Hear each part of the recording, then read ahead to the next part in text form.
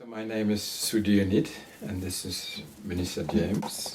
We'll be facilitating a training on supporting people who are seriously ill or dying to help people facing their illness and dying more consciously. We'd like to share with you a little of what this training is about and why we feel the need for it.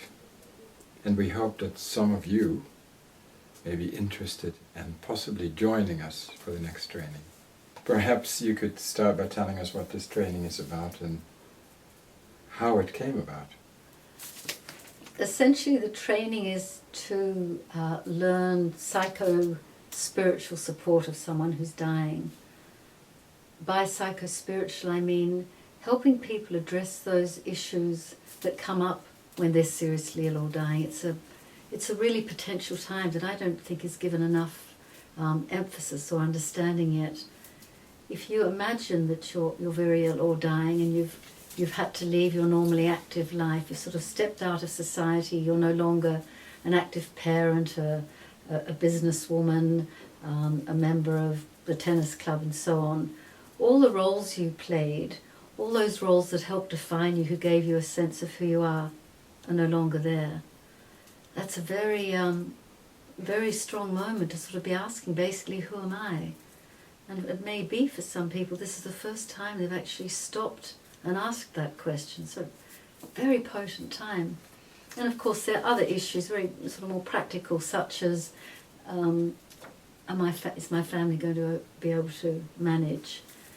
Also questions around the fears that I'm frightened of being alone, I'm frightened of being in pain. So all those sort of issues, the training helps us identify them and then learn how to address them either through using meditation methods or counselling skills, or a combination of the two. The training also provides an opportunity for us to look at our own issues around dying, because our understanding is that we can only offer support of real significance if we're in touch with our own issues around dying. There are other components to the training, such as self-care of the carer and non-medical pain management, to name a few. And Manisha, what attracted you to do this work of supporting people through conscious dying?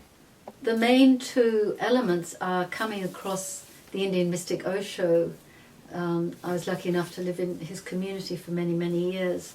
And having come from a nursing background where I was actually with people when they're dying, even what's called laying out the bodies, and having the normal Western conditioning around dying as a catastrophe, and the medical conditioning around we must avoid letting anybody die at all costs. It was so refreshing to come across what seemed like very radical ideas of Osho around living and dying. That, as I said, that living and dying are really one and the same process. That if we live really fully, we can actually die celebratively. Osho's also talked about the fact that actually from the day we're born, we start dying. Dying's inherent in the package called living. It's a natural event. It's not a calamity. It's not a disease. And that it has tremendous potential in it. And also that meditation provides us with a way to voluntarily enter the space of dying. So in a way it's like a rehearsal. And so you can imagine that as we meditate and as we enter this space of being other than the body-mind, other than the personality, that we can have a taste of that experience. And of course that's going to do a lot to diminish the fear around dying. And what about your own process? In a nutshell, realizing I too am going to die, and there is so much fear around dying.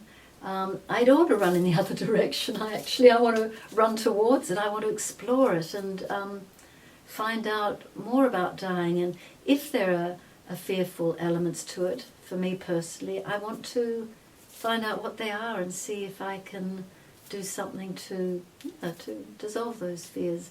Because what Osho said resonated so strongly with me. I do feel there's a lot of potential in dying, and that a lot of misunderstanding that if, and that's why I want to do this training, that if people understood it from Osho's perspective, it would be entirely different. What's the need of a training for people?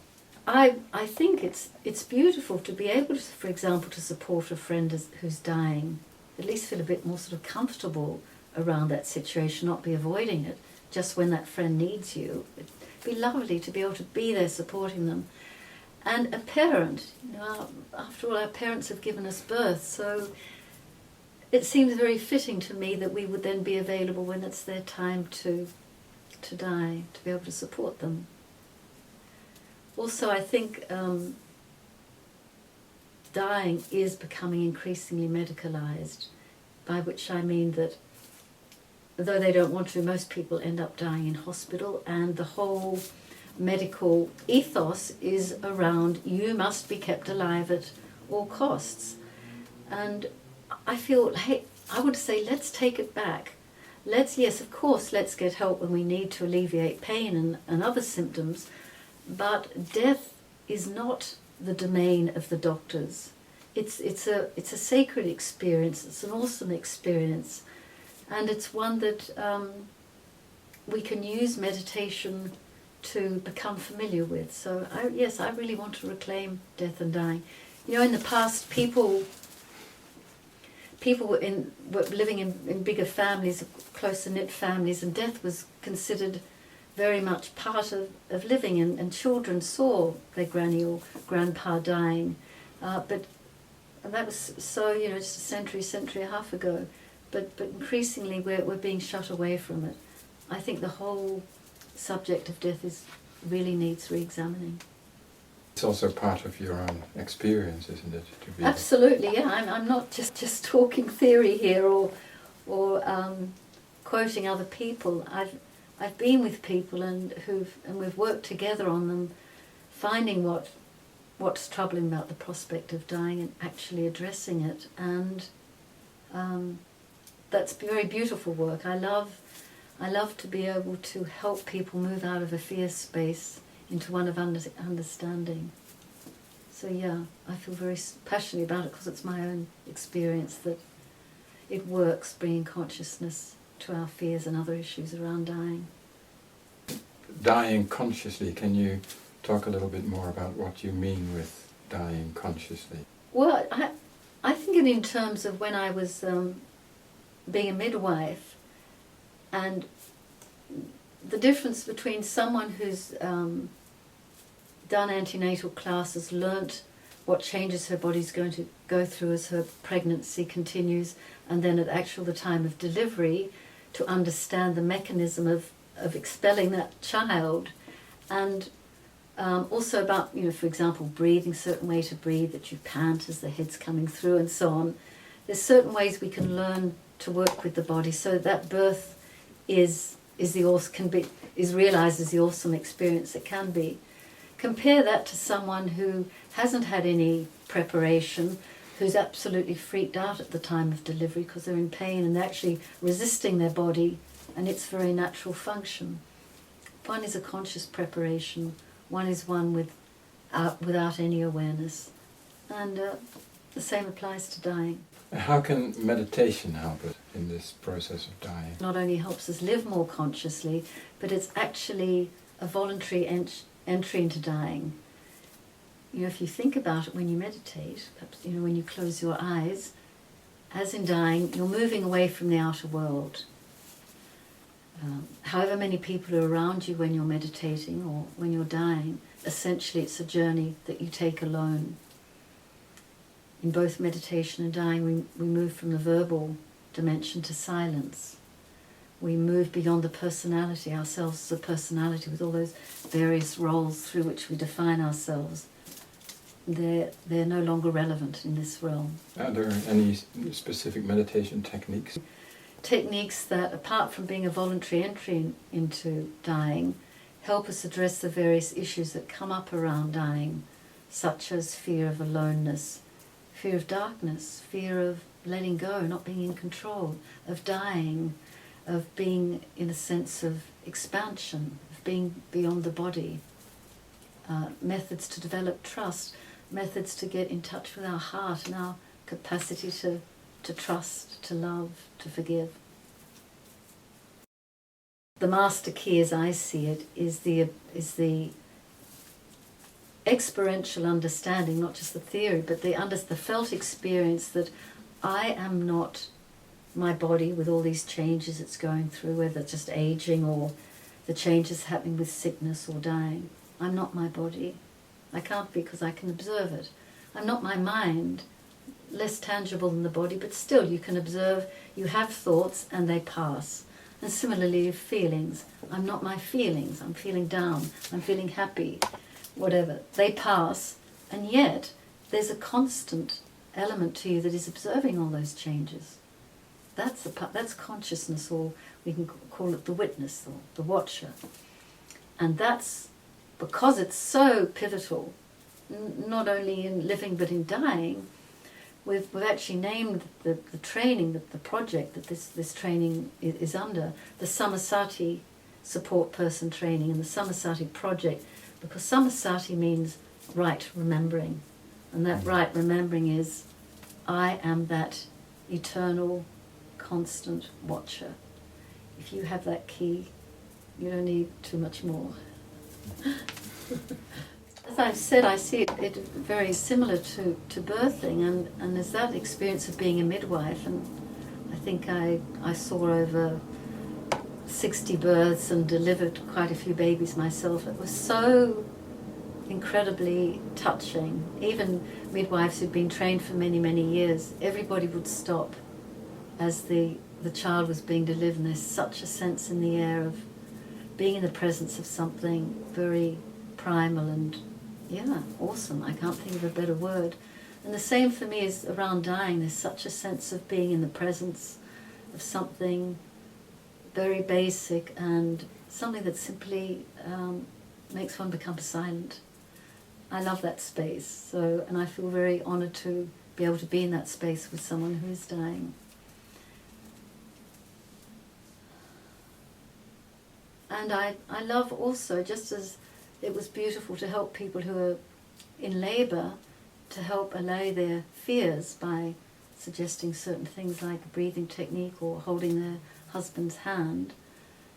I personally love it when I see people moving beyond their fears, having the courage to explore their fears, and then through that exploration, moving beyond it. That's such a thrilling, touching moment to see someone freed of their fears, their misconceptions. Are you afraid of dying?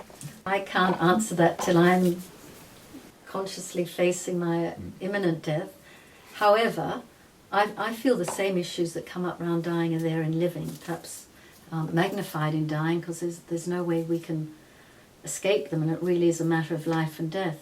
So in my life, I'm always on the lookout for things that might trip me up in death, that are tripping me up in life. Maybe attachment to friends, to experiences, to roles I've played or play, a certain identity I've taken on, because those are the points at which there'll be fear.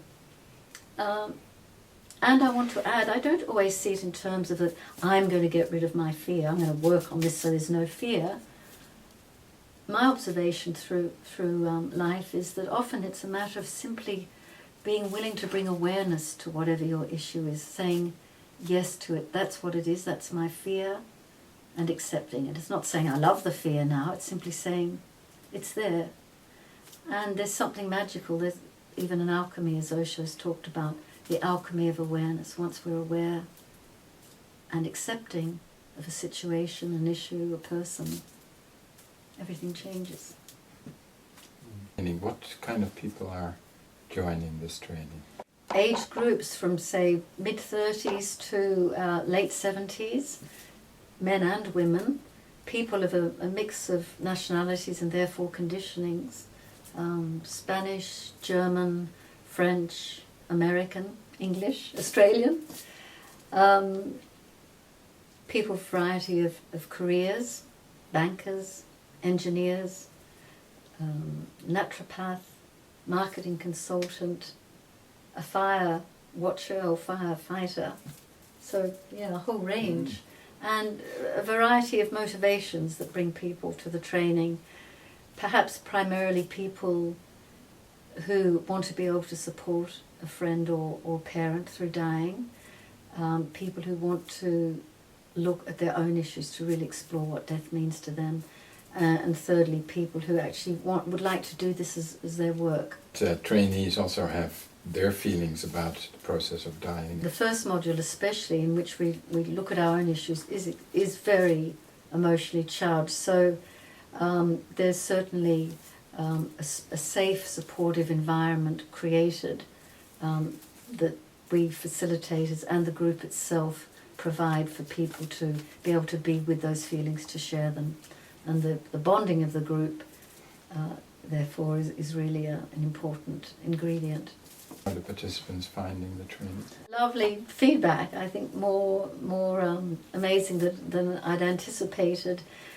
Most commonly, I think almost everybody has said, doing this training, exploring death, I'm just so much more appreciative of life, so grateful for life, just a real reprioritizing of my values in life. Feeling more comfortable about being with difficult emotions, my own and that of other people. Being able to understand the various issues that come up for people and understanding how to respond. Now having or gathering a toolkit of methods, skills that I can take away with me to address the situation of being very ill or dying.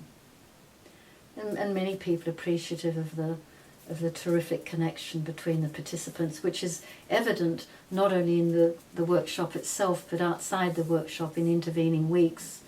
People emailing each other, sending each other articles or DVDs or newspaper clipping around the subject of death. So there's very much an ongoing sharing, which is tremendously supportive and sort of holding people in this exploration of the training. And what sort of qualities in people do you nourish in this training? Do you help people grow? Well, I think probably, qualities that obviously warmth, empathy, and a wanting to be with other people, certainly patience. Humour, I think, is very important. Humour really does, appropriately used, really does help us rise above sadness and the drama of dying. Yes, respect for the other, flexibility, and strangely, even though people are being equipped to feel more comfortable, to be able, quality of being able to be with not knowing, with ambiguity, and that's such a issue when one's very sick. Not, will I get better? What is my death going to be like? Will I be in pain? Will people be with me? So much not knowingness, which there may not be answers for. So I personally think that's a really vital quality, to be able to be with uncomfortable situations like not knowing. And what are the prerequisites for people doing this training? Well, as I said, because it's such an emotionally charged group, it is important people have done some personal development, particularly around emotional intelligence, that is, knowing their own sort of emotional makeup and how to work with their emotions. Second one is, as I said, meditation is so pivotal to the training. It's important that people are willing to learn meditation if they're not already meditators. And if somebody wants to find out more about this training, where can they go? Yes, go to the website, read the content there, listen to current participants' feedback. Yeah, and connect with us if you have any questions.